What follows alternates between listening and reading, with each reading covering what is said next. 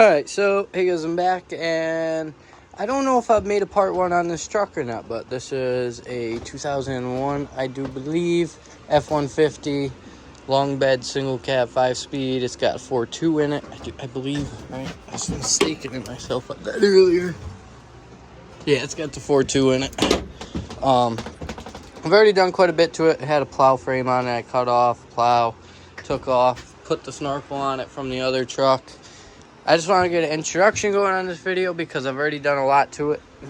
Right now, we just got finished doing the exhaust pretty much. I think I have one more tackled, and right now I'm doing another patch on part of the frame up here right there.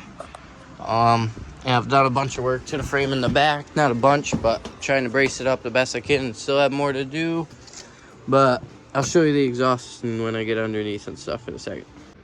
Alright, so we're underneath the truck. As you can see, I just got done with this patch right here. You can see the crack in the hole. It's not mint, it's not great, but I think I'm gonna run with that for the best. It's not gonna last forever, but hopefully she'll run for a little while. And then, as you can see right here, flex pipe going into another pipe, kind of welded down there, and it's shoved in. Same thing on this side. Then it's a full stock exhaust with no cats, but this is why I don't care too much about it. No title, and the frame is absolutely shot, but I did some durability testing and it held up pretty good, so we are putting some work into it. I'm debating right now if I should do any more here, but I really don't want to. But there's a front differential mount and the lower control arm mount, so probably should do more on that. I'm thinking one more brace here. I'm thinking probably gonna do so. Probably get that knocked out quick, and then we are putting underglow under this thing, because why not? Far from pretty, but got that other patch on. Hopefully that should be good enough. Honestly, that should be pretty good, but who knows? Still got mess. The shifter linkage just seized up. I sprayed it down last night. Haven't tried it since, but I'll spray that down one more time before I lower the truck down. But for the most part, the front should be kind of done. I got to check the front end fluid. I did the rear end fluid last night, but we're getting places. All right, so I'm just gonna do a quick walk around. I want to make a video for you guys.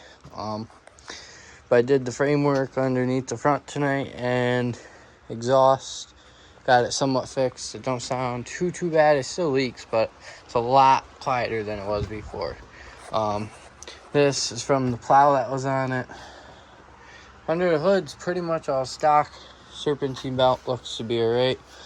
Gotta do an oil change on it. Brake fluid's good. Gonna put some wash fluid in it. Windshield washer still works pretty mint. Coolant level should be topped off. Snorkel just goes into the stock airbox. I tape off everything. It don't need to be. I'm not going up to water into here, hopefully. It's just to keep mud that splashes up, as you can see, like it does, and water from getting in there. And then it goes up to here.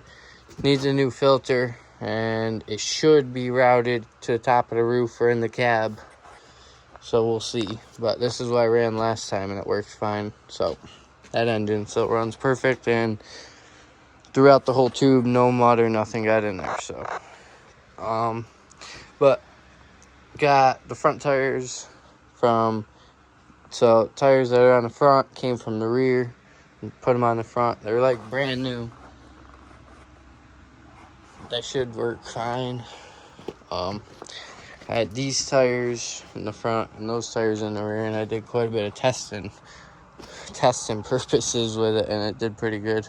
Actually, I think there's a video I posted of some of it, but they did pretty good. Actually, I don't think I got stuck once with it. I don't think. But anyways, these tires are from last year on the other F150 I got. Got them from the owner of the mud park. We made a little trade. It worked out really cool. These are good tires too.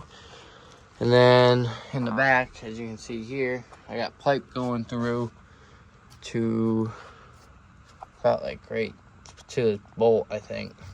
And then I'm doing steel plate on the outside of the frame from the shackle to like here probably, and then behind the shackle about a foot.